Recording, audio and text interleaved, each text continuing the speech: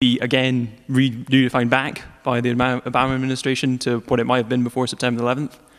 And also, if the British definition of torture matches the one that's currently earned in America right now.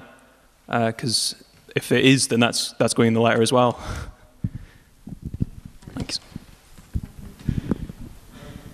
I think I can probably manage without the microphone. Can I just say that every release is a victory and it might be celebrated.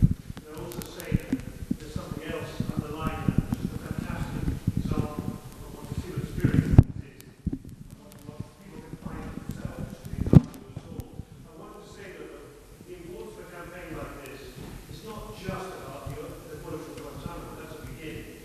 It isn't even just about identifying and exposing the other secret prisons all over the world. It's the way in which Guantanamo then permeates every other aspect of our lives and legitimates a whole kind of ideological campaign. For example, it legitimates the idea that there are special dangers and special people who are dangerous, who therefore lie outside any of the frameworks of law or civil rights that we normally use. And that becomes accepted. It becomes accepted in the press. I mean, once you identify this dangerous person who should be sustained outside the law, we then discover all sorts of other people who are exempt from the provisions of the law and from civil rights. So a campaign like this is not just about Guantanamo, but about a much broader issue about the way in which Guantanamo became a way of legitimating Islamophobia, the isolation of significant communities, the definition of people as outside the law and outside social protection and so on. And that's still going on. And what worries me about the States, about Obama has backtracked on every other issue, but it's fairly clear that the group of people around the bush, the people who redefined torture, the people who were around Cheney and the others, are really in many ways back in power there. They're creeping back in under the ample wing of the Clintons. And for example, there's a very remote example that a recent coup in Honduras was run and conducted by the people who ran Bush's foreign policy and is now closed down Honduras, where torture and persecution of militants and community leaders is going on unreported. In other words, there's Guantanamo and then there's Guantanamo in the greater sense of allowing things to be conducted under our noses with national security being the excuse for concealing from us. So this is a campaign about democracy, it's about transparency, it's about openness.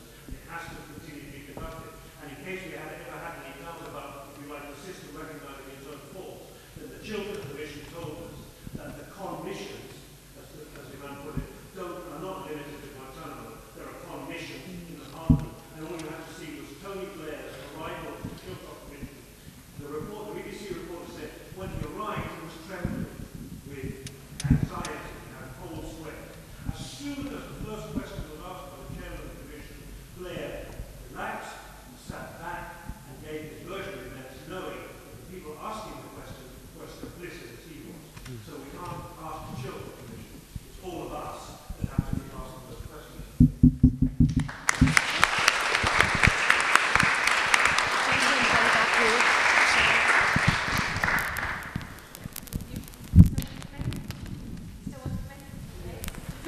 Come across to the mic. Can I just say that in order to be recorded, we need to use the mic or else it doesn't really pick up. Assalamu alaikum. Hello everybody. Name's Shahid Raza. My question was probably asked by the first young lady asked the question, and that was really, I was wanting to ask Aamer Anwar why these people are all war criminals and why they're not being pursued through the European courts, etc., and held responsible for the crimes they have committed, which are serious crimes. And like the young lady said, nobody would get away with that, no one else, so why are they getting away with it? And is there a possibility and a chance that in the future these people will come to be held responsible for the crimes? Thank you.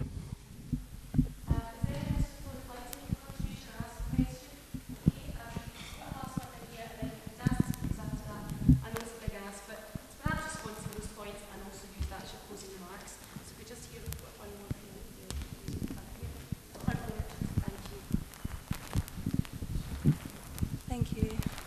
I'm just wanting to know your thoughts on what you think it means for human rights more generally. You know, we've got America, one of the oldest constitutions in the world that recognises human rights, kind of involved in this torture, the worst human rights violation. What do you think it means, and how's it going to resonate worldwide? For other countries, how can we ever say to China to uphold human rights when we're, you know, violating the oldest human right? That's all.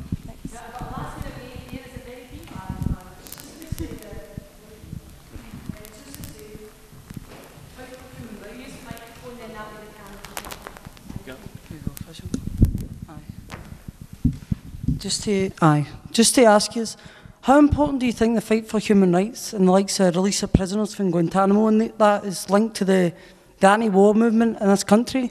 And I'd say the failure so far of the anti-war movement in this country on the streets, the likes of protests, marches and all that, is dead. There's nothing going on. And how important do you think that has been to the likes of campaigning for prisoners and all, and rights, and challenging the kind of illusions that people have against the Muslim community and that kind of thing? Aye.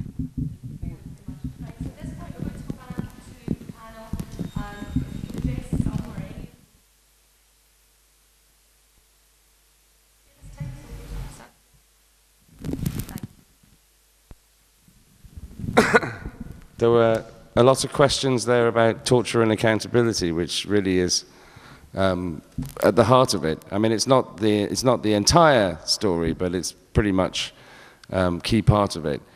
I don't know what the answer is to how we get there, but it's clearly unacceptable that what happened over the last 8 years should be allowed to stand. It really is as simple as that. If these people are allowed to have rewritten the rules of our engagement with the world, the rules of our behavior, then they have rolled us back through all those extraordinary developments that took place in the post-war years to codify and to find acceptable ways of treating prisoners in wartime, to reach the point in the 1980s where we managed to get agreement amongst nations to outlaw the use of torture. To have that so explicitly rolled back not by a nation that really stands as a moral beacon, because America doesn't. It has many dark secrets that it prefers not to see when it looks in the mirror. But America has an enormous influence around the world, and provides leadership in both bad ways and good. And America has provided the most baleful leadership in the last 8 years, and has certainly encouraged terrible regimes around the world to think that they have more support for their behavior than they did before.